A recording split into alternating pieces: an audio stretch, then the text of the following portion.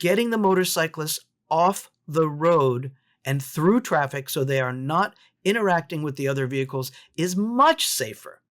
When you're riding a motorcycle on the highway, where is the safest place to be? Well, the answer might not be what you expect. We're going to talk to California attorney and motorcyclist Claude Wyle about that on today's episode of Ask the Lawyer. Claude, thanks for joining us today. Thank you, Tom. It's good to see you. Great to have you. So we're going to start off by asking you, what is lane splitting on a motorcycle, and is that legal in California? Okay, first of all, lane splitting is also called lane sharing, lane filtering, amongst a lot of other names. And yes, it's 100% affirmatively legal in California. What lane splitting is not is when you have control of a lane, but you're either on the right wheel track or the left wheel track of your lane, but you still have control of one lane. When you are technically lane splitting is when there is a motor vehicle on your left and a motor vehicle on your right, and you're in between them. But your wheels are going to be in one lane or the other. For instance, if you are lane splitting between the number 1 and the number 2 lane, which is usually the place of choice for motorcyclists, then your tires are probably going to be in the left portion of the number 2 lane or the right portion of the number 1 lane. You're not going to be riding the dots. You're not going to sit there and bump your way over the reflectors. So lane splitting is when there is a vehicle on either side of you and you're in the middle, but your tires are on one side of the lane or the other. Okay.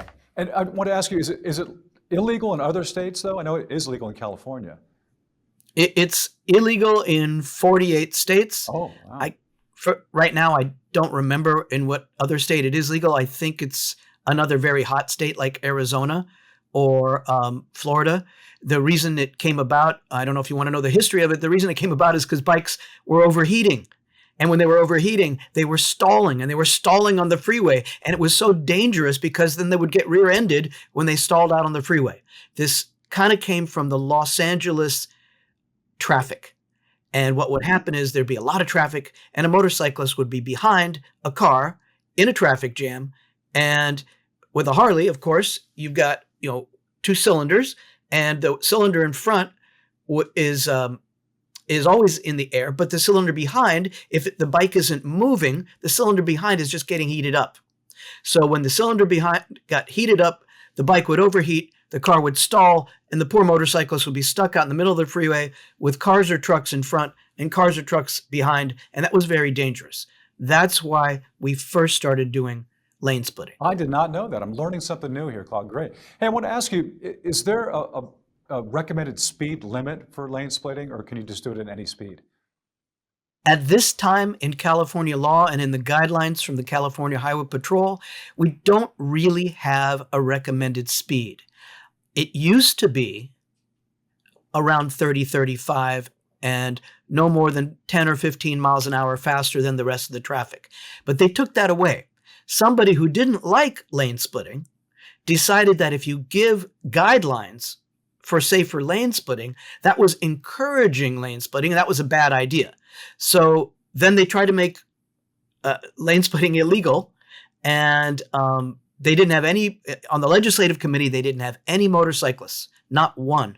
And they were going to make it illegal. And then finally, a friend of ours, someone whom we've represented, got on the committee, and studies happened. And the study that they had over at UC Berkeley, right here across the bay, said that lane splitting was more safe than not lane splitting.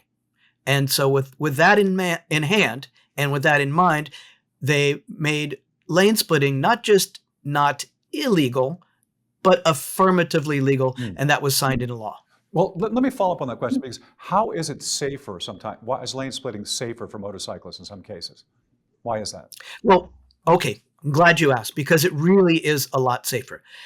It's also called lane filtering, and it's basically getting the motorcycle out of that spot between the back of a car or bus and the front of a car or bus.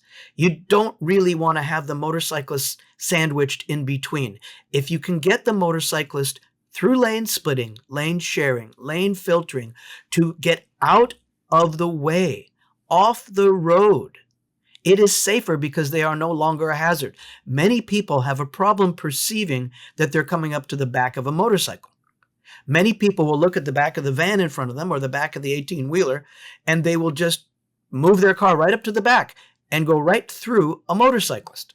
It's happened. We've had so many of those cases. People just often don't see them. I don't know why it doesn't register in their mind, but getting the motorcyclists off the road and through traffic so they are not interacting with the other vehicles is much safer than having them stranded and going, 2 miles an hour in the middle of a traffic jam.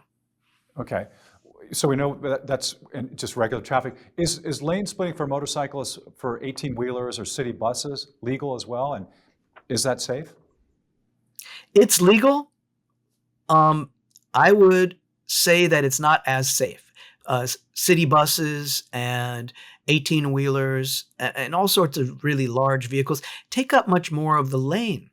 And if they take up much more of the lane, that means there's less lane for the motorcycle. And especially with some of our big Harleys with really wide bars, you might end up with 3.5 feet of bar and not enough room to get through.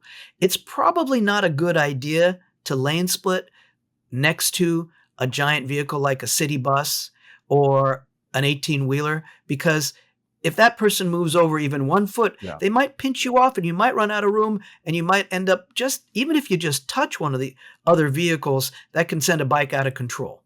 So it's legal. You can do it safely, but you better have a big gap in between so that you know you won't run out of room. And Claude, I know you're an experienced motorcyclist yourself. So do you have any tips for motorcyclists to stay safe when they are lane splitting? Yeah. The tip I have is to always be aware of all of the vehicles coming up, as we would say, downstream. Look ahead, because if you can see that there might be less of a gap up ahead, then you can moderate your speed and not get caught in a dangerous situation. So I don't recommend lane splitting at 70 miles an hour or speeding faster than the speed of traffic. I think that's a bad idea. I've had clients who were lane splitting at faster than 55 or at 55. It's not as good an idea. It doesn't mean it's illegal.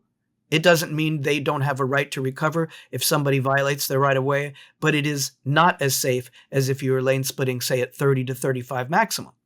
Really, lane splitting, in my mind, should be more about trying to remove yourself from a dangerous situation by being stuck with traffic, as opposed to just beating traffic to work. Well, this has been a fascinating discussion. We really appreciate your expertise, Claude. Thanks for joining us today. Absolutely. Anytime you want to hear about lane splitting or anything that has to do with motorcycling, our firm is brought into motorcycle cases all across the country as consultants and often as co-counsel, and we're happy to help. Even if you don't want to bring us in as co-counsel, call us up. Ask us a question. We've got the experts who know the most about motorcycling in the whole country.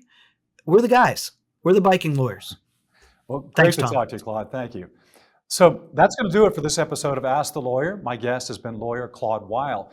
If you'd like to ask Claude questions about your situation, call the number you see on the screen. Thanks for watching. I'm Tom Mustin for Ask the Lawyers.